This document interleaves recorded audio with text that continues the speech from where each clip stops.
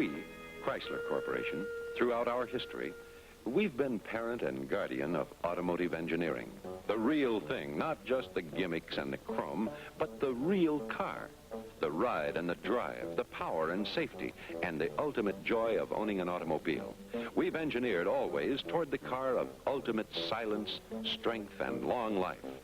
This year, we've got it.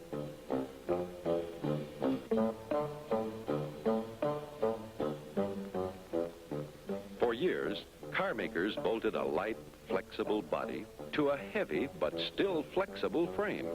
But we were looking around for ways to do things better, ways that were not necessarily traditional with cars. For example, we admired this kind of bridge. They build it when strength is a problem.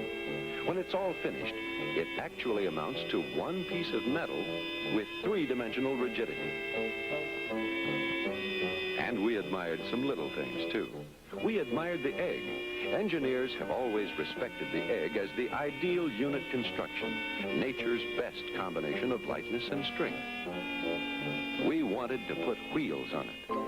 Unitized bodies had been built, of course, but they all came equipped with some special problems. One of them, noise. Ordinarily, their unitized shells turned out to be steel drums. They focused noise, all kinds of noise, on the people inside. And the unitized bodybuilders never licked the ugly business of rust. When we commenced planning for the 60s, we needed more than the ordinary tools of the engineering trade.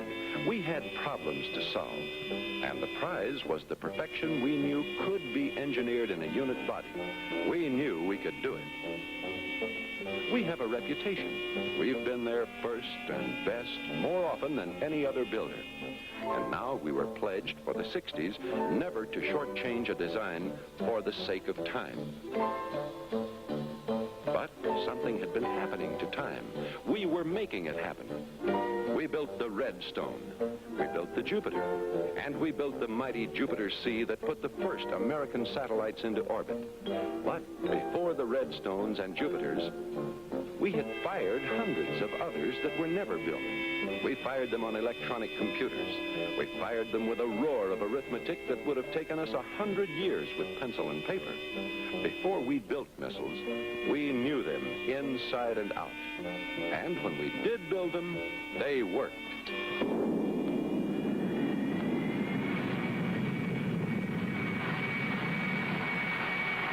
Now time was on our side. We could speed it up.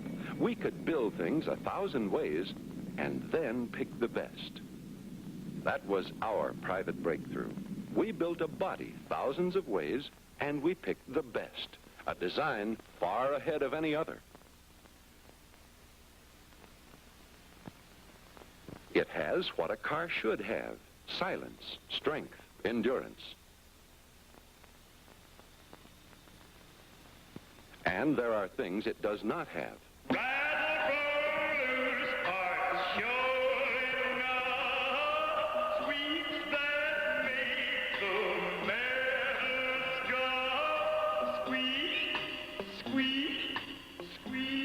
Our big idea starts as simply as this. Two pieces of metal can make noise. One can't. We wanted the one-piece 3D strength of the bridge we admired. In simple terms, this kind of bridge. We wanted a body that was a frame, a solid bridge of a car. And on our computers, we built and tried them by the hundreds.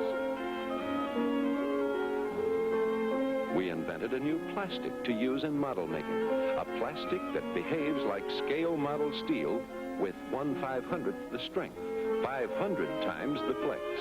We imitated in miniature the structural designs we liked. We built cars and found out what they could do times 500. We made them one piece with plastic welding. And the welds, too, were 1/500th the strength of welded steel. And we tested them. We applied some scale model twists. We weighted down a front corner and measured minutely the effect on the body. Then we added more weight.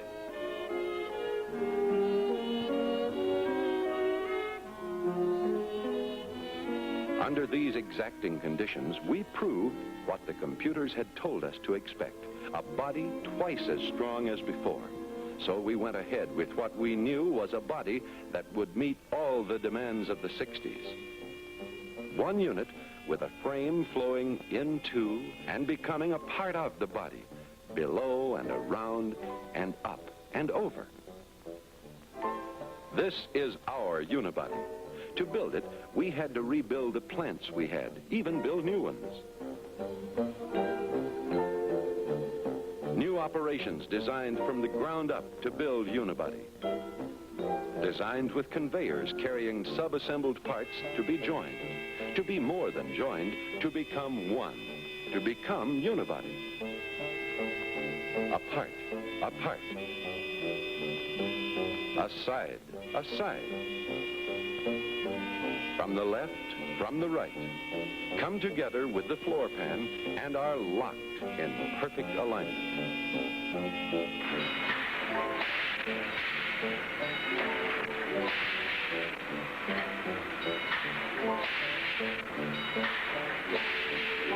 The giant fixtures tolerate no inaccuracy. The alignment now is right. Unibody alignment that guarantees perfect fit of doors, fenders, hoods, trunk lids. Welded to be perfect now and for the life of the car.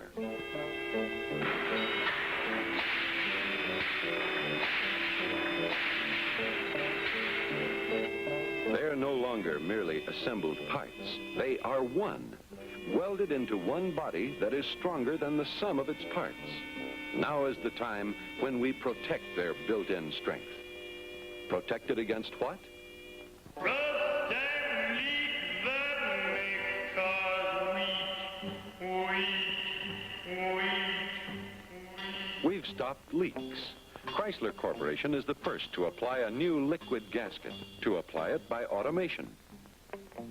Then we heat it up, and it expands once and for all to form the perfect leak-proof seal at each and every joint.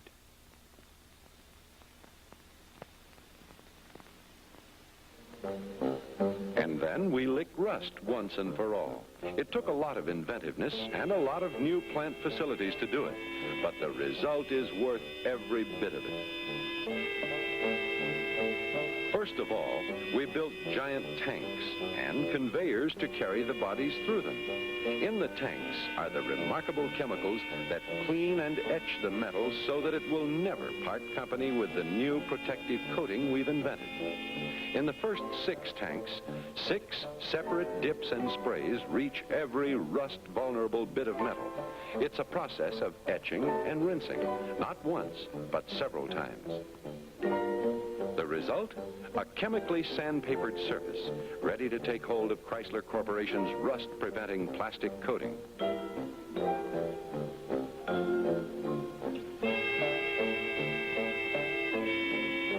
Now the 7th dip, the one that locks out rust.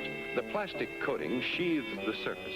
Under, into, over, around every one of the critical spots we used to call rust zones, protecting the body from rust for the life of the car.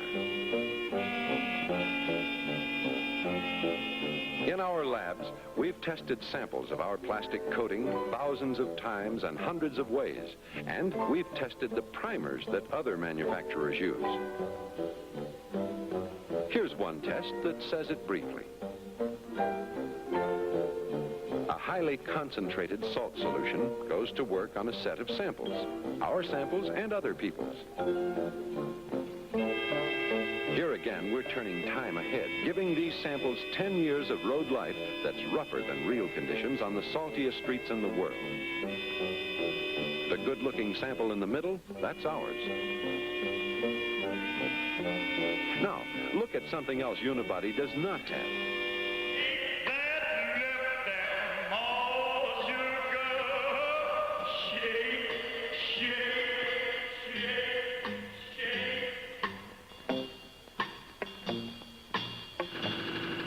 We've licked shake. We licked it first in the mathematics of the computer. We confirmed what we had done in the lab and on the road. We built some electronic roads, the only ones of their kind in the world.